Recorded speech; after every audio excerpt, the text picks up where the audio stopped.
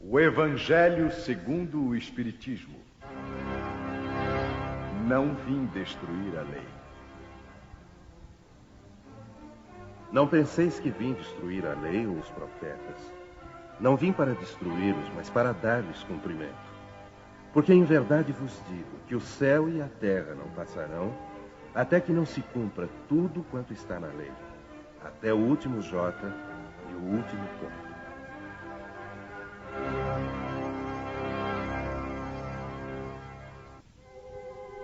Moisés. Há duas partes distintas na lei mosaica. A lei de Deus, promulgada sobre o Monte Sinai, e a lei civil ou disciplinar, estabelecida por Moisés. Uma é invariável. A outra é apropriada aos costumes e ao caráter do povo e se modifica com o tempo. A lei de Deus está formulada nos 10 mandamentos seguintes. Eu sou o Senhor teu Deus, que te tirei da terra do Egito, da casa da servidão. Não terás deuses estrangeiros diante de mim. Não farás para ti imagens de escultura, nem figura alguma de tudo o que há em cima no céu e do que há embaixo na terra, nem de coisa que haja nas águas debaixo da terra. Não adorarás, nem lhes darás culto. Não tomarás o nome do Senhor teu Deus em vão. Lembra-te de santificar o dia de sábado. Honrarás o teu pai e a tua mãe, para teres uma dilatada vida sobre a terra que o Senhor teu Deus te há de dar. Não matarás. Não cometerás adultério. Não furtarás. Não dirás falso testemunho contra o teu próximo. Não desejarás a mulher do próximo. Não cobiçarás a casa do teu próximo, nem o seu servo, nem a sua serva, nem o seu boi, nem o seu jumento, nem outra coisa alguma que lhe pertença. Esta lei é de todos os tempos e de todos os países, e tem, por isso mesmo, um caráter divino. Todas as demais são leis estabelecidas por Moisés, obrigado a manter pelo temor um povo naturalmente turbulento e indisciplinado, no qual tinha de combater abusos arraigados e preconceitos adquiridos durante a servidão no Egito. Para dar autoridade às suas leis, ele teve de lhes atribuir uma origem divina, como o fizeram todos os legisladores dos povos primitivos. A autoridade do homem devia apoiar-se sobre a autoridade de Deus. Mas só a ideia de um Deus terrível podia impressionar homens ignorantes em que o senso moral e o sentimento de uma estranha justiça estavam ainda pouco desenvolvidos. É evidente que aquele que havia estabelecido em seus mandamentos, não matarás e não farás mal ao teu próximo, não poderia contradizer-se ao fazer do extermínio um dever. As leis mosaicas, propriamente ditas, tinham, portanto, um caráter essencialmente transitório. Cristo. Jesus não veio destruir a lei, o que quer dizer a lei de Deus. Ele veio cumpri-la, ou seja, desenvolvê-la, dar-lhe o seu verdadeiro sentido e apropriá-la ao grau de adiantamento dos homens. Eis porque encontramos nessa lei o princípio dos deveres para com Deus e para com o próximo, que constitui a base de sua doutrina. Quanto às leis de Moisés propriamente ditas, ele, pelo contrário, as modificou profundamente no fundo e na forma. Combateu sem cessar o abuso das práticas exteriores e as falsas interpretações, e não podia fazê-las passar por uma reforma mais radical do que reduzindo-as a estas palavras: amar a Deus sobre todas as coisas e ao próximo como a si mesmo. E ao acrescentar: esta é toda a lei e os profetas. Por estas palavras, o céu e a terra não passarão enquanto não se cumprir até o último J. Jesus quis dizer que era necessário que a lei de Deus fosse cumprida, ou seja, que fosse praticada em toda a terra, em toda a sua pureza, com todos os seus desenvolvimentos e todas as suas consequências.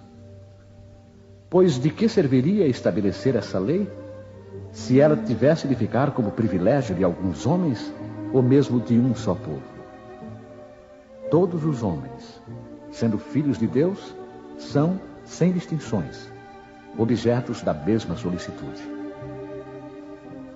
Mas o papel de Jesus não foi simplesmente o de um legislador moralista, sem outra autoridade que a sua palavra. Ele veio cumprir as profecias que haviam anunciado o seu advento. Sua autoridade decorria da natureza excepcional do seu espírito e da natureza divina da sua missão. Ele veio ensinar aos homens que a verdadeira vida não está na terra, mas no reino dos céus. Ensinar-lhes o caminho que os conduz até lá, os meios de se reconciliarem com Deus e os advertir sobre a marcha das coisas futuras para o cumprimento dos destinos humanos. Não obstante, ele não disse tudo e sobre muitos pontos limitou-se a lançar o germe de verdades que ele mesmo declarou não poderem ser então compreendidas. Falou de tudo, mas em termos mais ou menos claros, de maneira que, para entender o sentido oculto de certas palavras, era preciso que novas ideias e novos conhecimentos viessem dar-nos a chave. Essas ideias não podiam surgir antes de um certo grau de amadurecimento do espírito humano. A ciência devia contribuir poderosamente para o aparecimento e o desenvolvimento dessas ideias. Era preciso, pois, dar tempo à ciência para progredir. O Espiritismo. O Espiritismo é a nova ciência que vem revelar aos homens, por meio de provas irrecusáveis, a existência e a natureza do mundo espiritual e suas relações com o mundo material. Ele nos mostra esse mundo não mais como sobrenatural, mas como uma das forças vivas e incessantemente atuantes da natureza, como a fonte de uma infinidade de fenômenos até então incompreendidos, e por essa razão relegados para o domínio do fantástico e do maravilhoso. É a essas relações que o Cristo se refere em muitas circunstâncias. E é por isso que muitas coisas que ele disse ficaram ininteligíveis ou foram falsamente interpretadas. O Espiritismo é a chave que nos ajuda a tudo explicar com facilidade. A lei do Antigo Testamento está personificada em Moisés. A do Novo Testamento, em Cristo. O Espiritismo é a terceira revelação da lei de Deus. Mas não está personificado em ninguém, porque ele é o produto do ensinamento dado não por um homem, mas pelos Espíritos, que são as vozes do céu em todas as partes da terra e por inumerável multidão de intermediários. Trata-se, de qualquer maneira, de um ser coletivo, compreendendo o conjunto dos seres do mundo espiritual, cada qual trazendo aos homens o tributo de suas luzes, para fazê-los conhecer esse mundo e a sorte que neles espera. Da mesma maneira que disse o Cristo: eu não venho destruir a lei, mas dar-lhe cumprimento. Também diz o Espiritismo: eu não venho destruir a lei cristã, mas dar-lhe cumprimento. Ele nada ensina contrário ao ensinamento do Cristo. mas o desenvolve, completa e explica em termos claros para todos o que foi dito sob forma alegórica. Ele vem cumprir, na época predita, o que o Cristo anunciou e preparar o cumprimento das coisas futuras. Ele é, portanto, obra do Cristo, que o preside, assim como preside ao que igualmente anunciou. A regeneração que se opera e que prepara o reino de Deus na terra. Aliança da ciência com a religião. A ciência e a religião são as duas alavancas da inteligência humana. Uma revela as leis do mundo material e a outra as leis do mundo moral. Mas aquelas e estas leis, tendo o mesmo princípio, que é Deus, não podem contradizer-se. Se umas forem a negação das outras, umas estarão necessariamente erradas e as outras certas, porque Deus não pode querer destruir a sua própria obra. A incompatibilidade que se acredita existir entre essas duas ordens de ideias provém de uma falha de observação e do excesso de exclusivismo de uma e de outra parte. Disso resulta um conflito que originou a incredulidade e a intolerância. São chegados os tempos em que os ensinamentos do Cristo devem receber o seu complemento, em que o véu lançado intencionalmente sobre algumas partes dos ensinos deve ser levantado, em que a ciência, deixando de ser exclusivamente materialista, deve levar em conta o elemento espiritual, e em que a religião, deixando de desconhecer as leis orgânicas e imutáveis da matéria, essas duas forças, apoiando-se mutuamente e marchando juntas, sirvam uma de apoio para a outra. Então, a religião, não mais desmentida pela ciência, adquirirá uma potência indestrutível, porque estará de acordo com a razão e não se lhe poderá opor a lógica irresistível dos fatos. A ciência e a religião não puderam entender-se até agora, porque, encarando cada uma as coisas do seu ponto de vista exclusivo, repeliam-se mutuamente. Era necessária alguma coisa para preencher o espaço que as separava, um traço de união que as ligasse.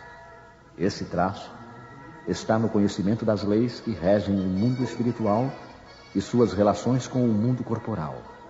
Leis tão imutáveis como as que regulam o movimento dos astros e a existência dos seres.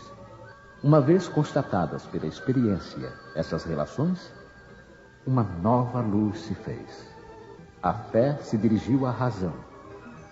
Esta nada encontrou de ilógico na fé, e o materialismo foi vencido. Mas nisso, como em tudo, há os que ficam retardados, até que sejam arrastados pelo movimento geral, que os esmagará se quiserem resistir em vez de se entregarem. É toda uma revolução moral que se realiza neste momento sob a ação dos espíritos.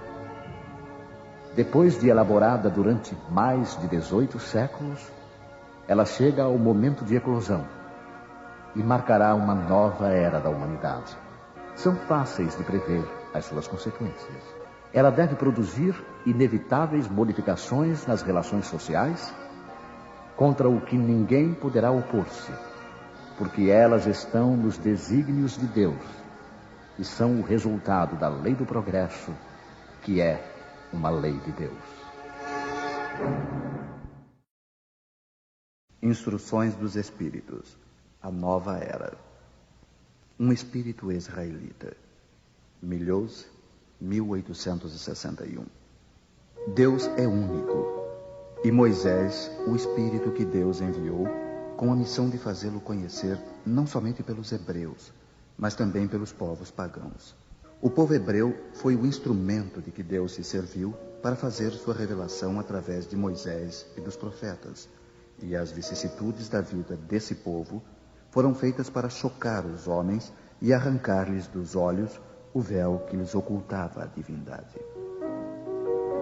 Os mandamentos de Deus, dados por Moisés, trazem o germe da mais ampla moral cristã.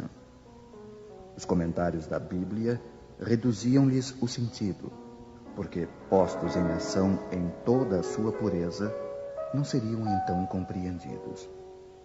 Mas os 10 mandamentos de Deus nem por isso deixaram de ser o brilhante frontispício da obra, como um farol que devia iluminar para a humanidade o caminho a percorrer.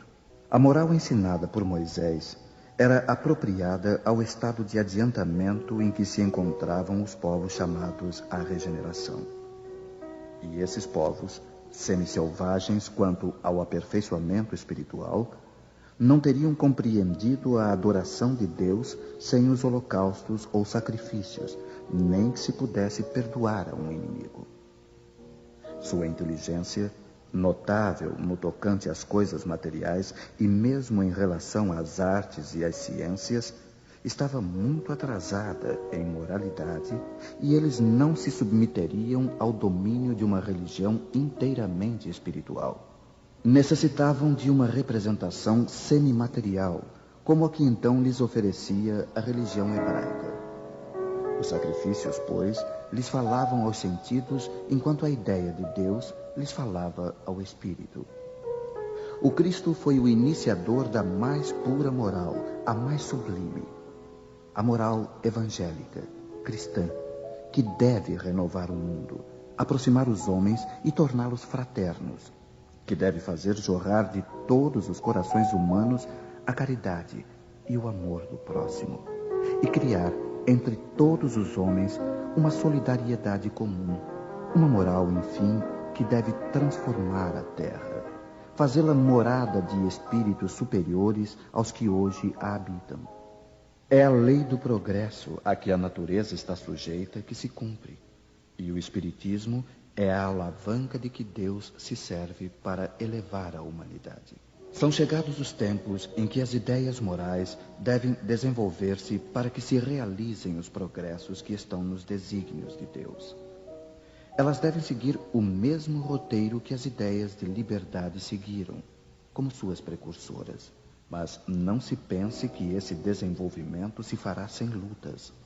Não, porque elas necessitam, para chegar ao amadurecimento, de agitações e discussões, a fim de atraírem a atenção das massas.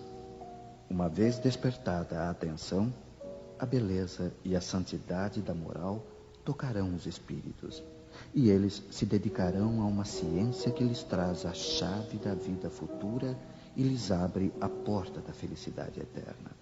Foi Moisés quem abriu o caminho. Jesus continuou a obra. O Espiritismo a concluirá. Fenelon, um dia, Deus, em sua inesgotável caridade, permitiu ao homem ver a verdade através das trevas. Esse dia foi o do advento do Cristo. Depois do vivo clarão, porém, as trevas se fecharam de novo. O mundo, após alternativas de verdade e obscuridade, novamente se perdia. Então, semelhantes aos profetas do Antigo Testamento, os espíritos começaram a falar e a vos advertir. O mundo foi abalado nas suas bases. O trovão ribombará. Sede firmes. O Espiritismo é de ordem divina, pois repousa sobre as próprias leis da natureza. E crede que tudo o que é de ordem divina tem um objetivo elevado e útil. Vosso mundo se perdia. A ciência, desenvolvida com o sacrifício dos interesses morais, vos conduzia unicamente ao bem-estar material, revertendo-se em proveito do espírito das trevas. Vós o sabeis, cristãos. O coração e o amor devem marchar unidos à ciência. O reino do Cristo, ai de nós, após 18 séculos e apesar do sangue de tantos mártires, ainda não chegou. Cristãos, voltai-vos para o Mestre que vos quer salvar. Tudo é fácil para aquele que crê e que ama. O amor o enche de gozo inefável. Sim, meus filhos, o mundo está abalado. Os bons espíritos vos dizem sempre: curvai-vos sob o sopro precursor da tempestade, para não serdes derrubados. Quero dizer, preparai-vos, e não vos assemelheis às virgens loucas que foram apanhadas desprevenidas à chegada do esposo. A revolução que se prepara é mais moral do que material. Os grandes espíritos, mensageiros divinos, insuflam a fé para que todos vós, obreiros esclarecidos e ardentes, façais ouvir vossa humilde voz. Porque vós sois o grão de areia, mas sem os grãos de areia não haveria montanhas. Assim, portanto, que estas palavras, nós somos pequenos, não tenha sentido para vós. A cada um a sua missão, a cada um o seu trabalho. A formiga não constrói o seu formigueiro, e animaizinhos insignificantes não formam continentes. A nova cruzada começou. Apóstolos da paz universal e não da guerra, modernos São Bernardos, olhai para a frente e marchai. A lei dos mundos é a lei do progresso. Erasto, discípulo de São Paulo, Paris, 1863. Santo Agostinho é um dos maiores divulgadores do Espiritismo. Ele se manifesta por quase toda parte, e a razão disso a encontramos na vida desse grande filósofo cristão.